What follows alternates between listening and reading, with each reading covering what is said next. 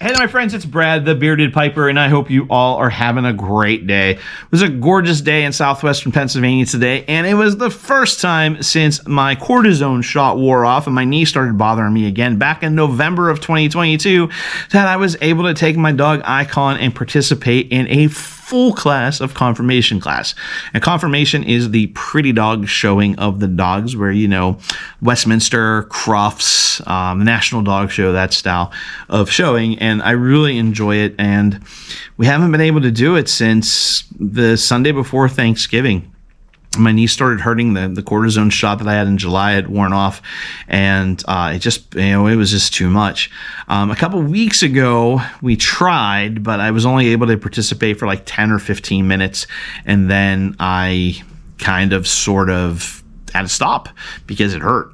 But today, everything was good. It was towards the end. It was starting to get a little bit painful, but it was well manageable. And even afterwards, I feel great. Like, it doesn't bother me anymore now than it did when before class started. So that's good. Great step in the right direction. Icon was so glad to be back in class. I was so glad to be in class, and it was just a big step in the right direction since my knee surgery. But anyway. So a few weeks or a month or so ago, I did a video where I showed you all my big package that I got in the mail from Jim Steffi over at Emerson Southern Forge. I'm having a hard time tongue-tied with that. And I bought a bunch of different blends off of him, and one of them is going to be this week's Brad's Bag. Not this week's, today's Brad's Bag. And that blend is Emerson Southern Forged Furman's Reserve. Now, this is just the cap because I already opened it up. This is actually my second bowl that I've had out of this. And this is one of Jim's Reserve blends. It is Dark Fire Kentucky, White Burley, Dark Burley, 2 Red Virginias, Perique, and some chocolate-flavored whiskey casing. Now, you've heard me talk about Pipe and Tamper podcast before, and Jay Furman is one of the co-hosts, or not one of the co-hosts, he is the co-host to Mike Murphy. And Jay was talking in the episode where they interviewed Jim Steffi, and we're talking about their Meteora. That was the blend that they put together it was a Balkan blend. It's still probably one of the best Balkans I've ever had. And they were talking about some different blends, and Jay and Jim worked together and came up with this Furman's Reserve. Now, Jay had said that on the whiskey topping, he specified a specific brand. And I'm pretty sure it was Bird Dog chocolate whiskey. And as soon as I open up the jar, man, I tell you what, I can get that. Like, it's right there. You can smell the casing right off the top. The alcohol-y, boozy whiskey, scent is right there. But you do get that dark fruit. I don't know how to describe it. I heard everybody describe it as dark fruit, so that's what I'm going to call it too. I don't know what it is, but it's that tobacco-y scent. How about that? It's the tobacco-y scent. It smells a little bit, but once you get past the booziness of it, it smells like a little bit of what I remember Levi Garrett or Redman smelling like, which makes sense with the dark-fired Kentucky, but more so with the Burleys. Now, when you order from Jim at Emerson Southern Forge, unless it specifically says so in his blend list that he can't do it, you have an option of having the blend pressed. And that's what I did. And it comes in this nice thick press. You can see where I cut my section off in these little jars. And it helps meld everything together, right? So I opted to have that done. Now, when you do that, it does take a little longer to ship because he's got to get them in the press. But man, this stuff is just amazing. It just smells so, so good. Now, I already have loaded and got my char light going on an S&R. This is a Stephen Roswitha pipe, although Steve has passed away a few years ago. This was one of the first. I bought a combination, this one and kind of a little author pipe. It was my first 2 artisan pipes last year at the Columbus show, and that stem is gorgeous. It's actually one of the things, and it's a bulldog. I'm partial to bulldogs. Bulldogs, Ben Apples, princes, authors, you know, I don't know. I've got a bunch of shapes that I really like, but I really am getting into those authors / princes. So let's get this thing lit.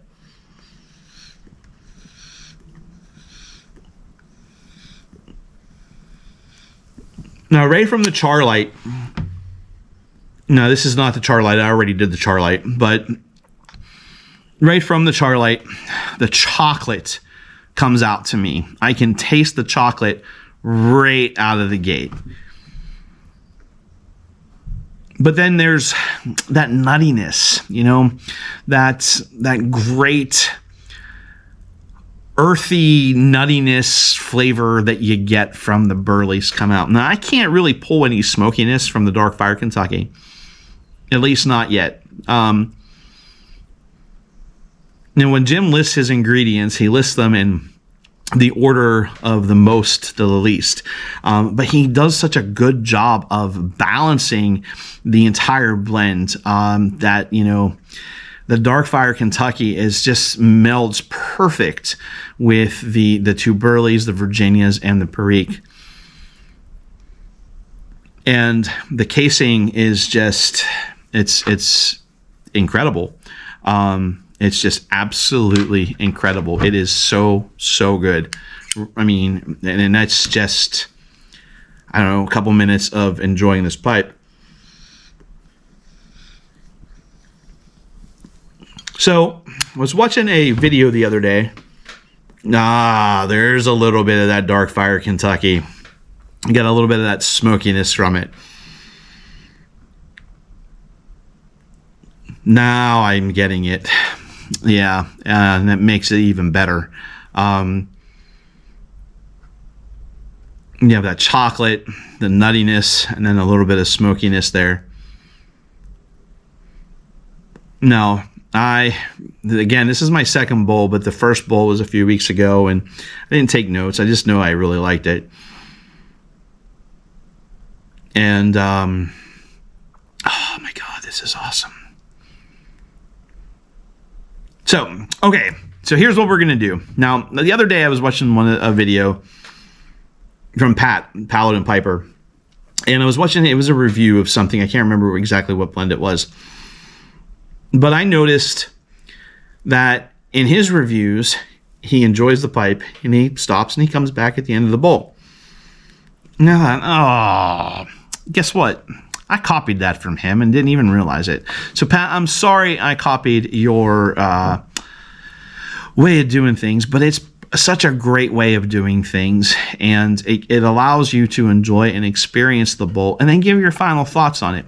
So, ladies and gentlemen, I'm going to use the Paladin method, and I'm going to enjoy this pipe, and I'm going to come back later, and I'm going to give you my final thoughts, or maybe come back in the middle of the bowl, but I'm going to give you my middle of the bowl final thoughts, and we'll go from there. But I'll tell you right now, from char light to where we are now, I'm really, really enjoying this. So, I'll be back. Hey there, my friends, I am back. Well, I am about 3/4 of the way through on this bowl, and I'll tell you what, it has remained very, very consistent the whole way through. Towards about halfway through, towards the end, I got a little bit more of the boozy taste than I did before. Before that, it was a lot of chocolate, not much boozy taste. I got a little bit of the boozy taste through it, not a whole lot, but it has been fantastic. And that is a text message from my wife. She's going to have to wait until I'm done recording this, but don't tell her I said that. The chocolate is just there the entire time, and it's not overwhelming. It's not a chocolate bomb by any means. It complements the burleys so well, that nuttiness. Now, I love burleys, which is crazy because I do have a tendency to be a little bit nicotine sensitive.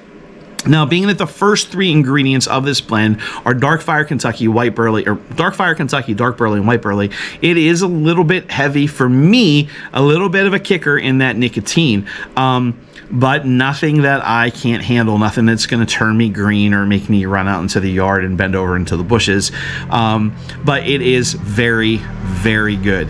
Now, and this goes for the first bowl that I've had too, and this bowl is remaining consistent with that.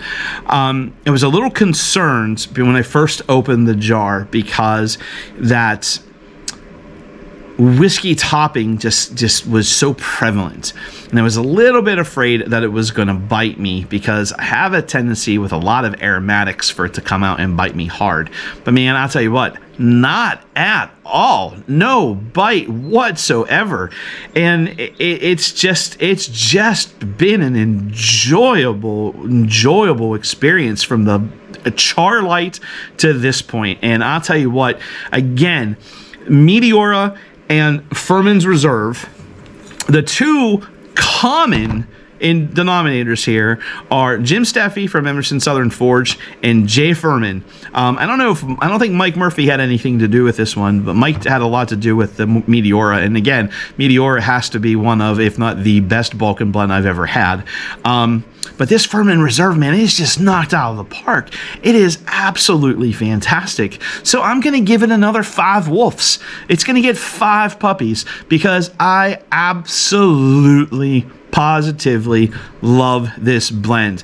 I would buy a bunch of it and cellar it, and I'm not sure that would be beneficial anyway in the aging process of it. I don't think it would really, because the Burleys, there's some Virginias in there, they may mature, but I think it would even be better for maybe a year, just to let everything meld together a little bit more, and to be even, you know what, I can't even say that because it's so well blended and it is so consistent the whole way through. I don't even know if aging would improve it, and if it does improve it, it's just going to make it even better.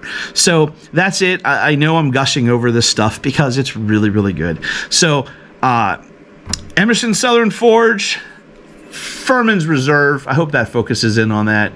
5 puppies, 5 wolves. I'm still not sure. I'm going to say 5 wolves. 5 woofs, wolf barks, 5 barks. 5 barks may be better.